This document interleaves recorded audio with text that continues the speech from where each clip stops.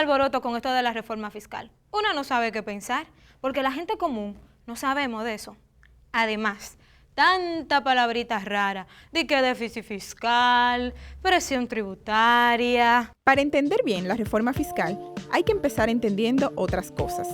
La economía de la República Dominicana ha sido una de las que más ha crecido en América Latina en las últimas décadas. Ah, sí. A los políticos les encanta decir eso, que hay crecimiento económico, abundancia, estamos bollantes. Sí, pero ese crecimiento del PIB, que significa que estamos generando más riqueza como país, no ha servido para mejorar el desarrollo humano, es decir, el bienestar de la gente. O sea, que la pobreza no ha disminuido. En el país se están moviendo más cuartos y la gente sigue igual de pobre. Frenando en el aro. En parte porque la riqueza que ha generado ese crecimiento la han recibido los sectores más ricos. Por cada 100 pesos que el país produce, los más ricos reciben 58 y los más pobres 3 pesos. El resultado es que estamos creando una sociedad cada vez más desigual y la desigualdad aumenta la violencia, el crimen y los problemas sociales. Pero con razón, ahora, yo me pregunto, ¿cómo se puede solucionar eso? ¿Cómo pudiera la sociedad repartir un chin mejor la riqueza?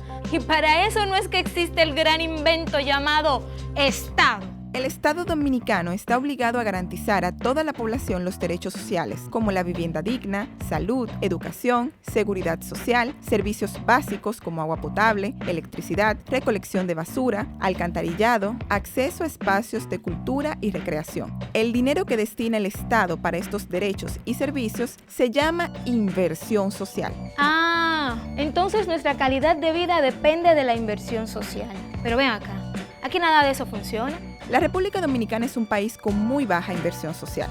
De hecho, es uno de los países que menos invierte en lo social en toda América Latina. Ya me lo sospechaba. Los países del mundo con mayor inversión social le destinan más del 25% del PIB, pero en República Dominicana, la inversión social en el 2012 fue de apenas un 8.4%, menos de la mitad de todo el presupuesto nacional. Y entonces, ¿en qué está gastando el Estado el dinero? Una de las cosas a la que más dinero se destina es a pagar la deuda pública. Lo que se gasta en pago de deuda pública es casi igual que todo lo que se invierte en salud y educación juntos. Deuda pública, el DH. Pero con razón es que no hay cuarto para la gente. ¿Y qué es esto, Dios mío?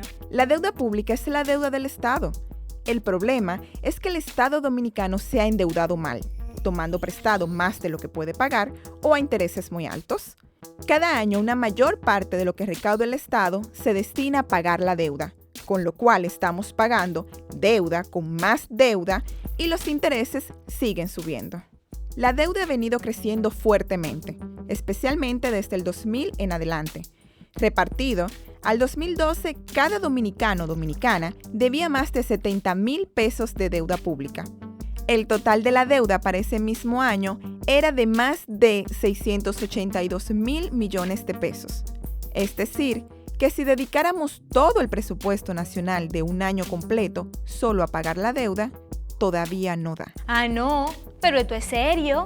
Esto hay que explicármelo en detalle. El Movimiento Internacional por la Cancelación de la Deuda Externa denuncia que muchos préstamos se han entregado bajo condiciones e intereses abusivos a gobernantes corruptos o para ser usados en proyectos innecesarios o sobrevalorados que no benefician a la población. Que es la que termina pagando. Esto es lo que se llama deuda ilegítima. Oh, pero mira qué interesante. ¿Y aquí en República Dominicana habrá deuda ilegítima? Deberíamos de hacer una auditoría de la deuda pública a ver qué encontramos por ahí. ¿Y si la hay? ¿Pudiéramos usar ese dinero para salud o educación? Si usáramos todo el dinero que recaude el Estado en inversión social, tendríamos un 14% del PIB, pero vimos que los países que más invierten en lo social dedican más del 25% de su PIB. ¿Cómo es que nuestro presupuesto nacional completo ni siquiera alcanza ese 25%? Ah, eso es porque el país tiene una baja presión tributaria. ¿Una qué? Y eso en español es... Que el Estado no tiene suficiente dinero porque recauda muy poco por vía de impuestos en comparación con el tamaño de la economía. Muy poco impuestos. Ay, ñeñe. Espérate.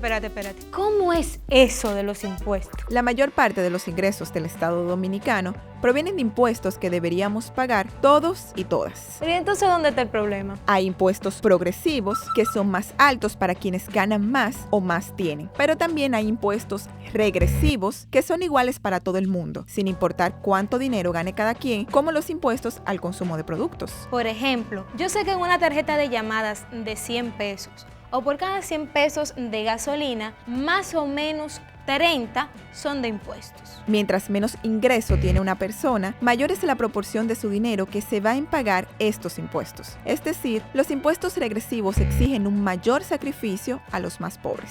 Pero eso no está de nada. Entonces los impuestos regresivos deberían ser los más bajitos. En República Dominicana, los impuestos al consumo de productos y servicios representaron el 56% de las recaudaciones en el 2012. Por el contrario, el impuesto sobre la propiedad solo aportó el 6% y el impuesto sobre los ingresos el 30%. Esto significa que nuestro sistema de impuestos es altamente regresivo y tiende a promover la desigualdad. Pero ven acá, ¿y qué fue entonces lo que hizo la famosa reforma fiscal? Las reformas fiscales de las últimas décadas han reforzado aún más la regresividad. Por ejemplo, el ITEVI se creó en 1984, cuando aquel acuerdo con el FMI, y era de un 6%. Cada reforma lo fue aumentando hasta el 18% que pagamos hoy. En la última década, la tendencia ha sido la de aumentar los impuestos regresivos, porque son más fáciles de cobrar y afectan a quienes tienen menos capacidad de incidir en las decisiones del Estado. O sea, a los pobres. América Latina es la región del mundo con el sistema de impuestos más regresivos y el de República Dominicana es todavía más regresivo que el promedio de América Latina. ¿Pero por qué será que siempre estamos en los últimos lugares? Nosotros estamos entre los primeros en corrupción. Y encima de lo injusto que es nuestro sistema de impuestos, hay quienes no pagan sus impuestos.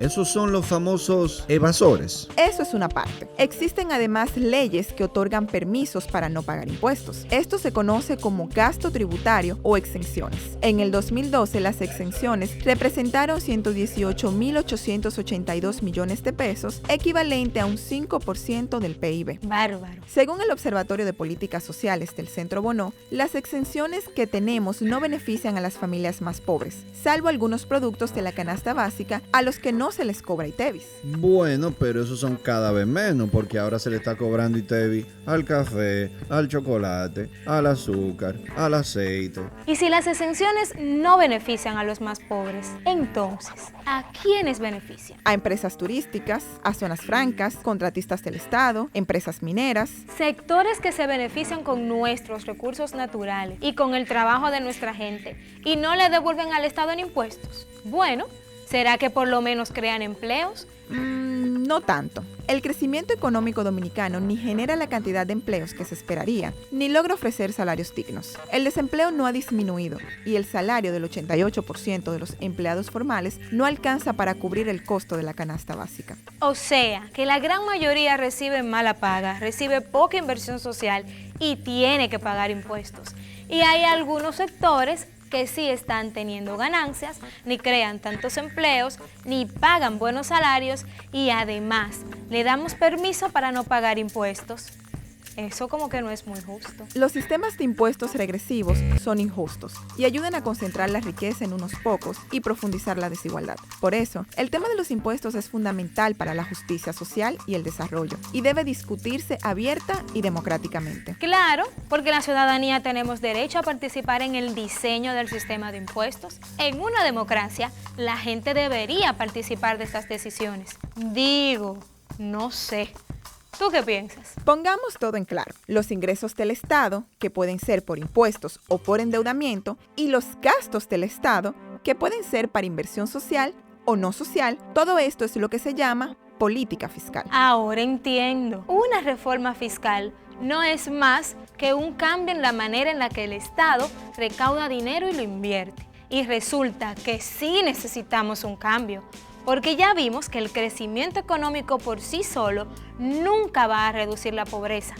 Si seguimos con una política fiscal como la que tenemos, ¿En qué? Primero, algunos de los sectores que más se benefician del crecimiento no pagan o pagan pocos impuestos. Esto pone una carga más pesada sobre los pobres y el Estado no recauda suficiente para invertir más en lo social. Segundo, el Estado se endeuda como cosa loca, sin transparencia ni responsabilidad, y luego destina enormes cantidades de presupuesto a pagar una deuda inflada, con lo cual no hay más recursos para la inversión social. Y por último, el presupuesto nacional no prioriza la inversión social y se distribuye según los intereses de algunos sectores, no de la mayoría. Y eso sin contar lo que se pierde en corrupción y despilfarro, en vehículos de lujo, en botellas, en nóminas consulares, en el barrilito. En resumen, así el asunto como que no cuadra. Esta es la receta para mantener y profundizar la pobreza. ¿Qué diferente sería si la distribución del presupuesto se hiciera con participación de la ciudadanía y se destinara más a la inversión social? Porque el dinero que los gobiernos invierten es patrimonio de su ciudadanía. Si se reforma el sistema tributario para que sea más progresivo y justo, haciendo pagar a quienes más ganan y eliminando las enormes exenciones a las grandes empresas. Y si se pusiera un alto al endeudamiento insostenible y se hiciera una auditoría pública de la deuda. De manera